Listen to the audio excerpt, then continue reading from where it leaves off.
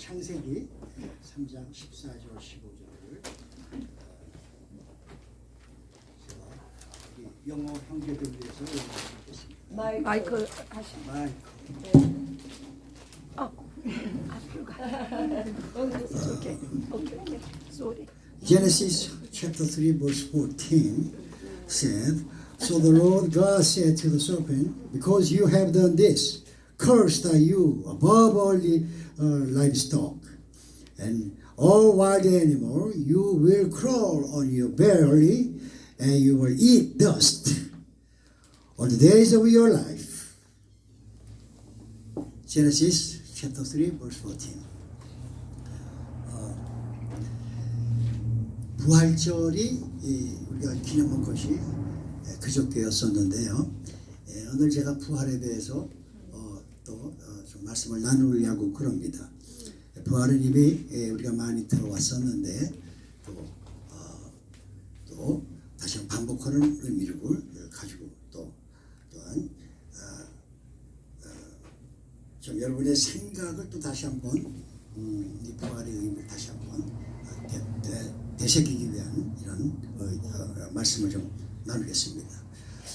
그야 우리 인간에게는 두 사람 이상 살면은 법이라는 게 생깁니다. 자연적으로 약속이죠, 약속. 법이라는 게 생기고 그래서 법이 있어 왔었는데 인간 최초의 법, 헌법 1조라고 부를 수가 있는데 최초의 법이 무엇일까요? 바로 너는 죽는다입니다. 죽는다. 범죄한 인간에게 너는 죽는다. 이것이 법 중에서 최초로 생긴 인간의 법입니다. 이거를 제가 굳이 표현하겠다면 헌법 제1조 가장 중요한 법입니다. 너는 흙이니 흙으로 돌아가라 라고 말씀하셨고 그래서 모든 사람은 흙으로 돌아갑니다. 흙이라는 것 자체가 하나님 만드신 흙이라는 것 자체가 죽음을 전제로 했습니다. 죽음이 없다면 흙도 있을 수가 없어요. 죽음을 전제로 흙을 만드셨습니다. 그 사람은 흙으로 돌아간다 했는데 바로 그것은 죽는다라는 뜻이죠. 근데 오늘 제가 여러분이 읽은 사탄, 즉 뱀으로 묘사가 된 사탄은 흙을 먹는데요. 너는 저주를 받아서 모든 짐승들보다 더욱 저주를 받아서 배로 기어다니고 흙을 먹겠다. 흙.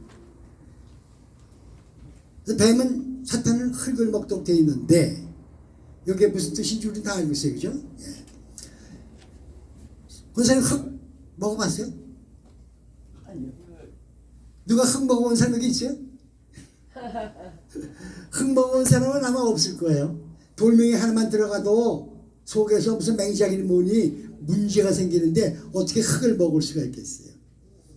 또 실제로 뱀이라고 해가지고서 흙을 먹지 않죠. 저 뱀을 잘 구경을 못 해봤지만은 어쩌다가 한번 본 걸 정도지만은 뱀이라고 해도 아무리 땅을 기어다닌다고 해도 흙을 먹고 사는 것은 아니죠. 뱀이라고 해도.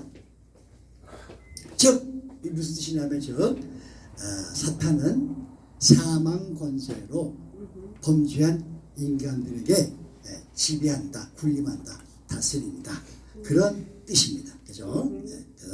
그래서 하나님께서 이 뱀에게 네가 이렇게 했으니 어떻게 했으니 꼬셨으니 아담을 꼬셨으니 네가 이렇게 했으니 너는 저주받아서 흙을 먹을 것이다. 그런데 또 하나가 뭐죠? 그 유명한 우리가 잘 알고 있는 그 유명한 내 후손이 여인의 후손의 발꿈치를 상하게 하고 여인의 후손은 내 머리를 상하게 할 것이다. 그래서 이제 여인의 후손이 등장을 하고 여인의 후손은 이 창세기 3장 15절에만 딱 나오고 그 다음에 여인의 후손은 말 자체가 안 나와요.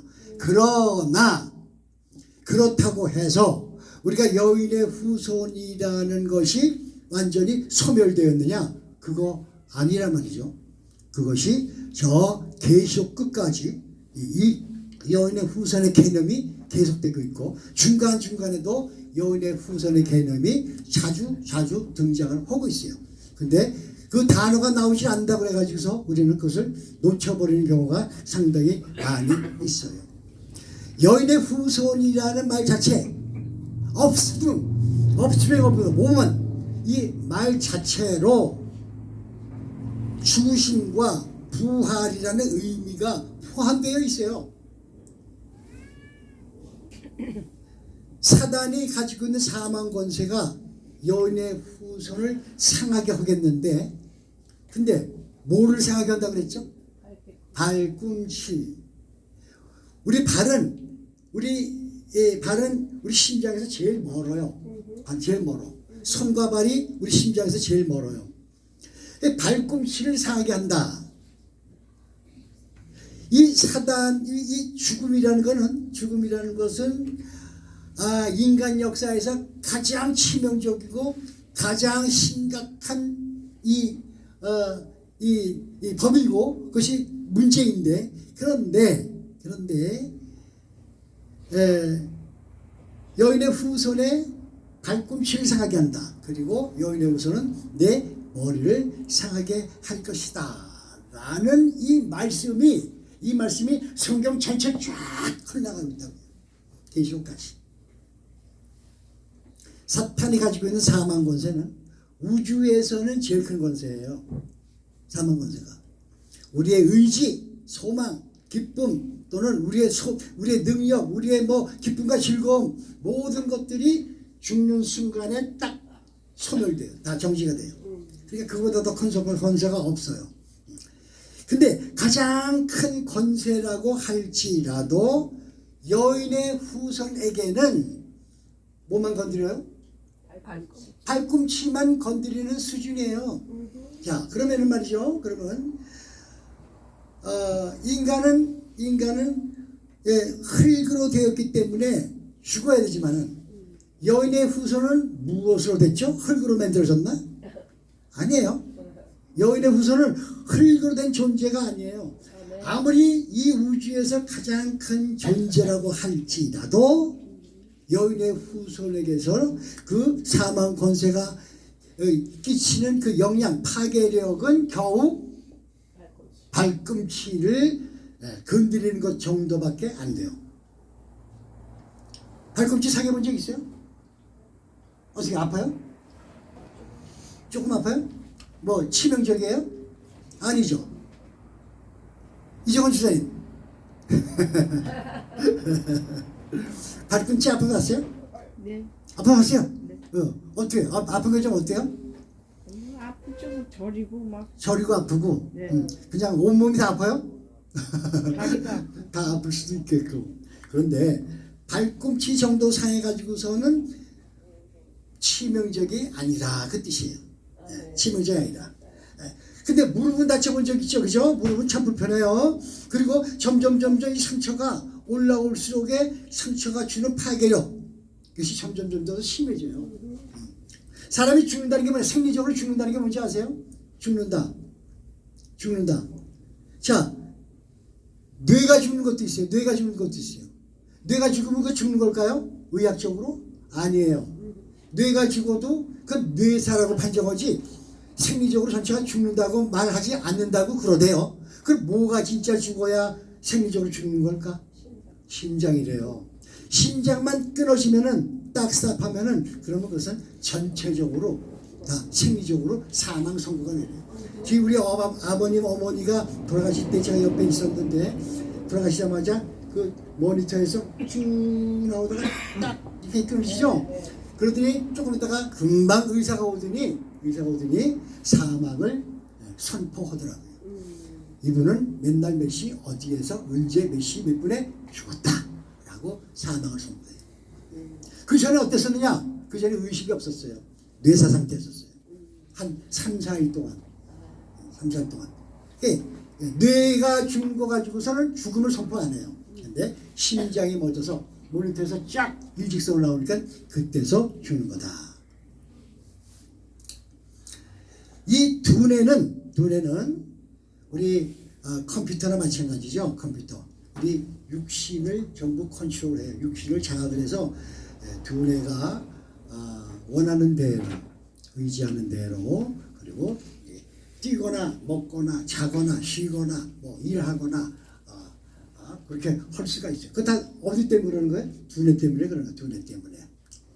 그런데 이 두뇌가 그만 고장이 나면은 육신은 뭐예요? 그때서부터는 그냥 흙에 불과해요. 아직 죽지는 않았지만은 그냥 쓸모가 없어요. 쓸모가 없어.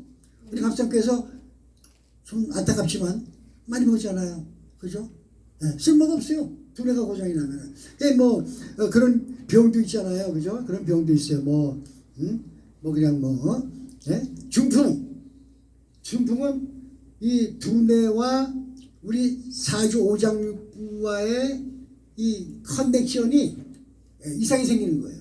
그러니까 두뇌가 하는 명령을 이 몸이 다 알아듣지 못하고 다 그대로 움직이지 못하는 것이 중풍의 큰 그 부작용이에요.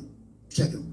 그리고 뭐죠? 또 뭐냐면은 치매는 완전 고장난 거예요. 이거는 치매 완전 고장난 거예요. 파킨슨병, 정신 이상이나 박약 상태, 이것은 다 머리의 병인데 이게 치명적이에요. 그래서 우리는 누구한테 의도 맞을 때 머리를 감죠. 군인들도 머리 헬멧을 써요. 머리가 참 중요하고 방탄복을 입잖아요. 성경에서도 흉배를 붙이잖아요. 이게 뭐냐면 다 심장과 머리가 그만큼 중요해요. 그만큼 중요해요. 그래서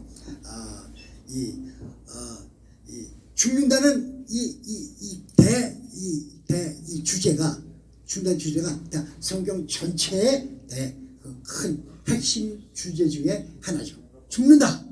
구약은 전체가 다 죽는다. 헌법 제1조 죽는다.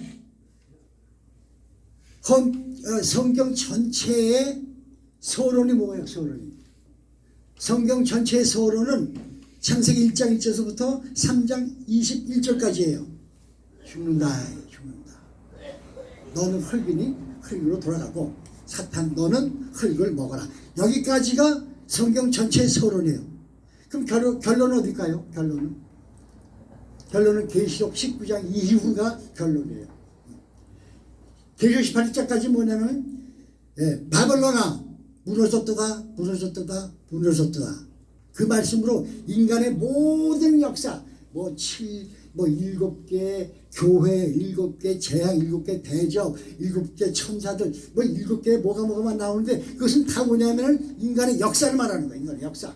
그동안 일어났던 모든 역사. 그것이 다 7개의 모든 천사니 대적이니 재앙이니 이런 걸 나타내고 그 다음에 19장에 뭐가 나오냐면은 무너졌도다 바빌론 성경. 바빌론은 뭐죠? 천주교예요. 천주교가 최후로 무너져요. 18장에서. 그리고 19장에서 새로운 새하늘 무슨 피조물 나오고 승리의 선포가 시작되는 것이 바로 19장이에요. 19장이 성경 전체의 결론이고 18장까지가 성경의 본론이에요. 서론은 3장 21절까지가 서론이에요. 자, 그런 거예요. 그래서 이 서론이 이 죽는다인데 이 죽는 것이 계시록 18장까지 계속되는 거예요. 죽는다. 그런데 이 죽는다는 것을 죽는다는 이 사망의 권세를 사탄이 휘둘렀어요. 그래서 과거에는 공부도 많이 하고 크게 성공도 했던 사람, 의사, 변호사니 무슨 이런 아주 똑똑하고 유능한 사람도 머리가 망가지니까 그만 쓸모가 없게 되고요. 우울증, 자폐증으로 쓸모가 없이 된 사람들, 참 안타깝게 만드는 사람들이 우리 주변에 너무나 많이 있어요. 머리에 상처를 받으면 아무것도 아니에요. 쓸모가 없게 돼요. 바로 이것이 사탄의 권세, 사망 권세가 휘두르는 그 사망 권세 모습이에요. 그런데도 불구하고 여인의 후손에게는 그냥 발꿈치 정도 상하는 것뿐이에요. 발꿈치 정도. 치명타가 아니라 그 말씀이에요. 치명타가 아니에요. 자, 우리가 부활을 이야기할 때 죽음을 빼놓을 수가 없어요. 죽음이 왜 생겼나? 죽음이 왜 생겼어요? 죽음이 언제 시작됐죠? 선악과로부터 죽음이 시작됐나? 아니에요. 죽음의 뿌리는 선악과로부터 시작된 것이 아니고 하늘에서부터 시작된 거예요. 우리 알잖아요. 하늘의 전쟁, 사탄의 반역, 거기서부터 죽음이 뿌리가 거기까지 연결되는 거예요. 거기까지. 그래서 쫓겨났잖아요. 그래가지고 일단 음부에 왔잖아요. 이 음부 흙, 바로 거기에 죽음의 실체가 드러나고 있는 거죠. 죽음. 흙, dust meaning death. 그리고 그 음부 맨 끝에, 구덩이 맨 끝에 가두어진 것이 바로 사탄이고, 그 사탄이 바로 아담에게 나타난 거예요. 아담에게 나타난 거예요. 그래서 선악과가 배치되어 있는 에덴 동산, 이것은 말이 에덴 동산이지 사실은 무슨 동산? 죽음의 동산이에요. 죽음의 동산. 우리가 이 성경의 본질 파악할 때 문자에 사로잡히지 않고 그 본질을 파악하면 에덴 동산이 죽음의 동산이라는 것도 우리가 알 수가 있게 되는 거예요. 다 그 뿌리가 연결되어 있으니까. 자, 그러므로 선악과 뿌리는 에덴 동산 혹은 선악과로부터 시작된 것이 아니고, 선악과로 먹은 결과 여인의 후손이 오시게 됐는데, 바로 그것을 성경에서 이사야 9장에 뭐라고 얘기하고 있냐면, 우리에게 한 아들을 주신 바 되었다. 여인의 후손과 아들 하나님 예수 그리스도는 동일한 존재입니다. 사역이 조금 구별이 되지만 말이죠. 예수님께서, 즉 여인의 후손이, 예수님께서 하나님의 아들이 이 세상에 오셔서 3년 반 동안 함께 공생애를 나누시면서 12명의 제자를 택하고 또 복음을 전파하시고 사랑과 구원을 얘기하시고 용서, 하늘, 천국 복음을 가르치시다가 그러다가 맨 나중에 가르치시고지 뭐죠? 예수께서 십자가의 고난을 받으시고 죽으실 것과 부활하실 것을 가르치신 거예요. 그거 아니면은 사랑이니 구원이니 천국 복음이니 무슨 그거 12세 산택 복음이니 그 아무런 의미가 없어요. 예수님이 고난 받으시고 십자가에서 죽으셨다가 다시 살아날 것이다. 요것이 예수님께서 하시고자 하는 말씀이요, 여인의 후손이 하시고자 하는 사역입니다. 아들이 말씀하시고자 하는 가장 중심적인 내용이에요. 죽으시고 부활하시겠다는 것이. 그런데 그렇게 말을 했더니, 가르쳤더니 누가 톡 튀어나와요? 베드로가 톡 튀어나오죠. 그래가지고 만류를 해요. 죽어야 된다, 살아야 된다 라고 예수님이 말씀하셨더니 베드로가 튀어나와서 그렇게 하지 마세요.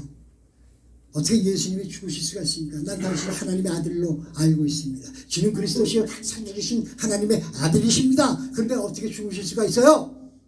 라고 항변을 하니까 예수님이 그 다음에 나오시는 말이 사탄아 물러가라잖아요. 사탄아 물러가라. 너는 왜 사탄이라고 끝까지 지칭을 했죠? 베드로에게. 왜? 너는 하나님의 일을 생각하지 않고 사람의 일을 생각하기 때문에 사탄아 물러가라고 큰 소리를 듣게 된 거예요. 지금 무좀 주시겠어요? 죄송합니다. 감사합니다.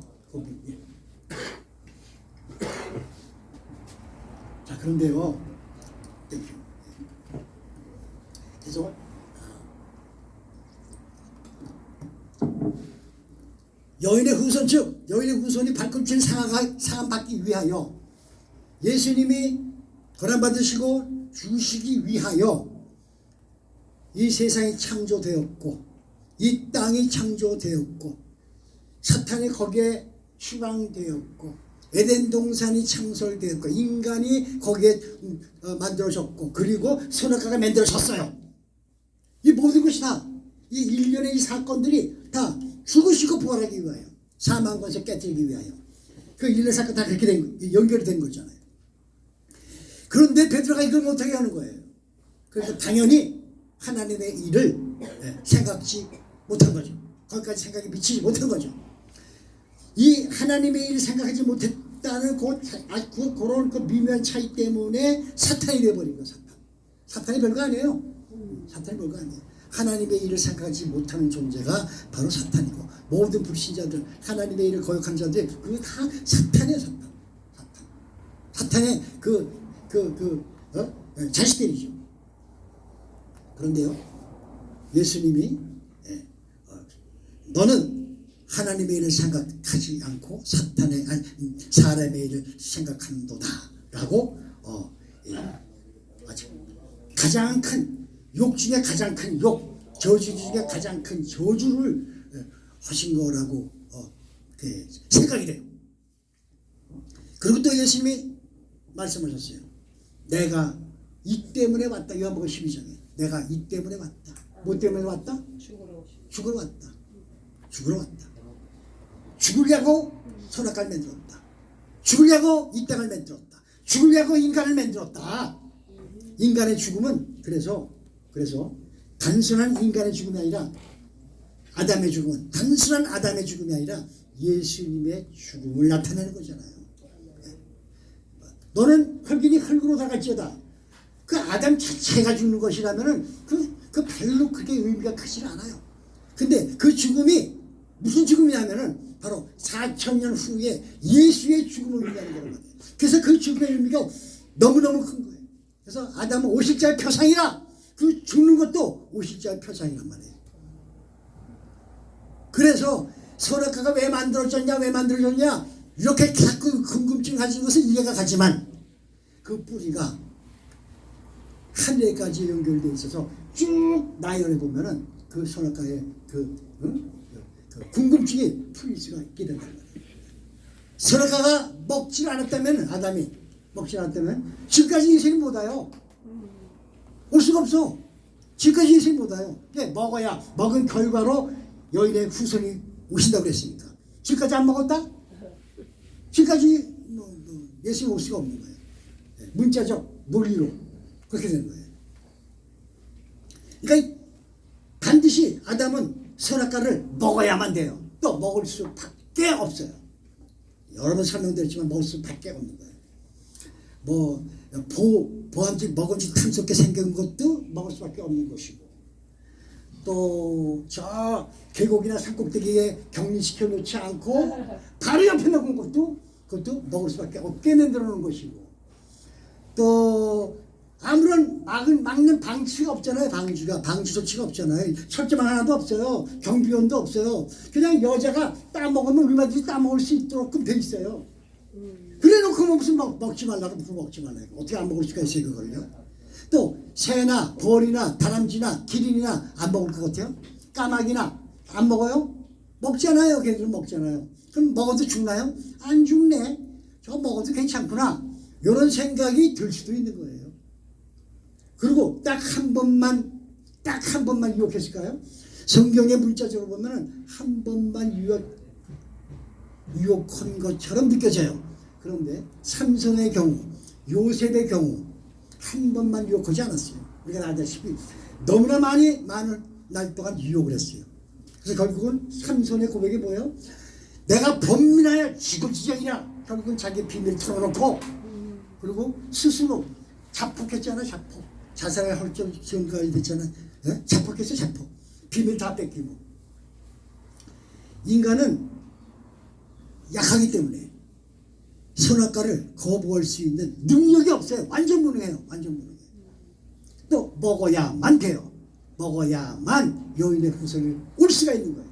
여인의 후손이 오셔서 발꿈치를 상하게 하고 상함받고, 그리고 말해야 되잖아요.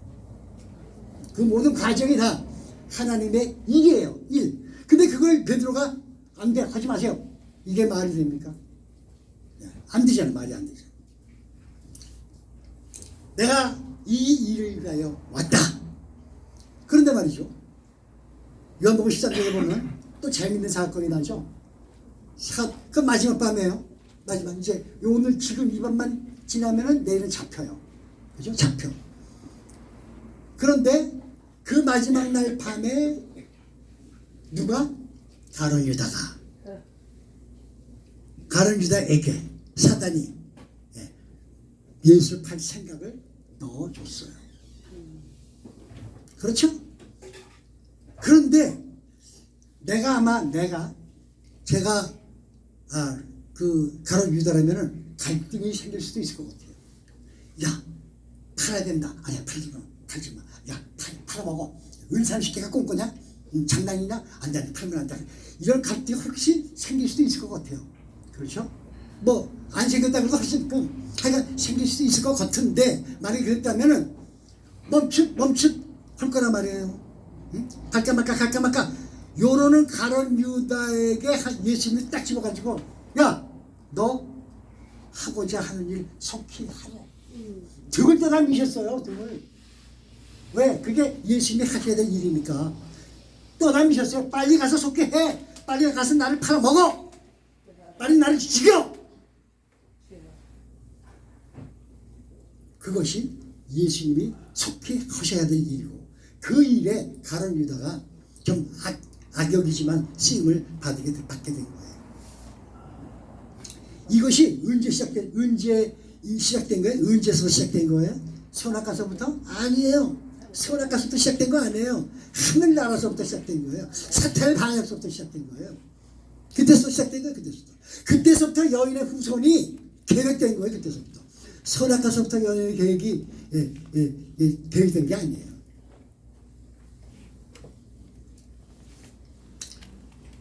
여인의 후손이 상함받는 장면이 무엇일까요? 발꿈치를 상함받는 장면이 성경 어디에 있을까요? 십자가. 성경 어디에 있을까요? 이사야 있잖아요. 이사야 53장이죠.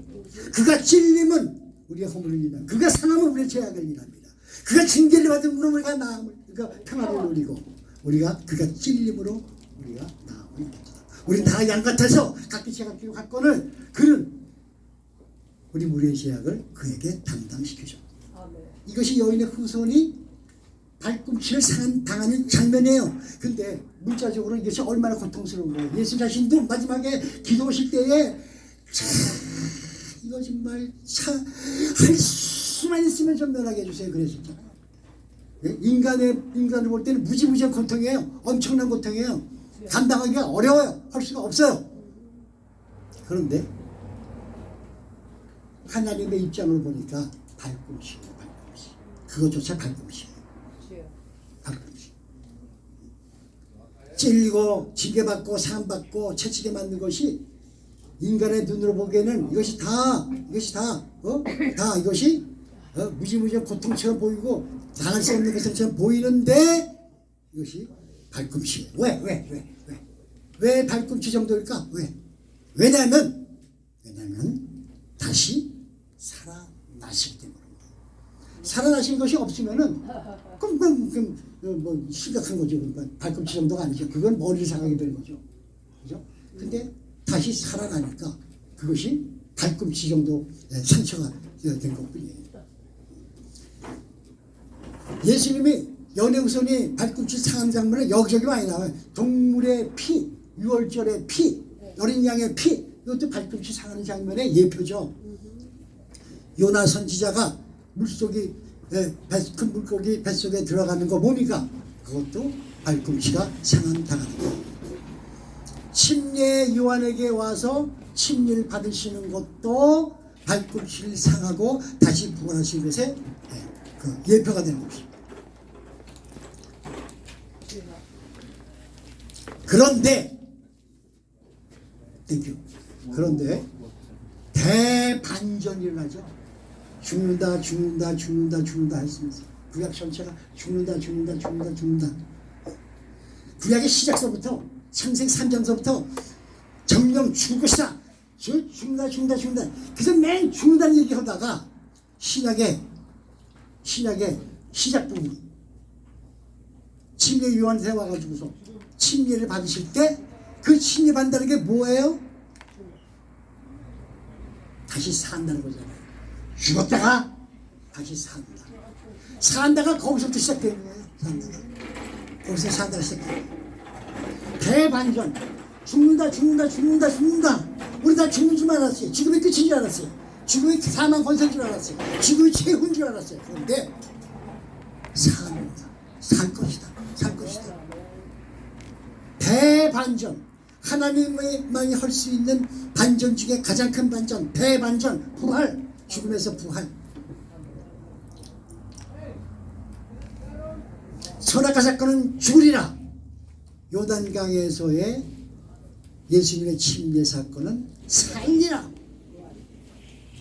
나를 믿는 자는 죽어도 살겠고 살아서 믿는 자는 영원히 죽지 아니하리라. 내 말을 듣고 믿으면 사망에서 생명으로 옮겼다. Whoever hear my words and believe him who sent me has eternal life. He will not be condemned, but he will cross over from death to the life. 사망에서 생명으로 옮겼다. 대반전. 죽는다 해서 산다로 대반전. 이 땅에서 천국으로 대반전. 죄인이 의인이 되는 대반전. 목사님 저 시간 좀 필요해요. 예. 여기서 그치겠습니다. 할렐루야.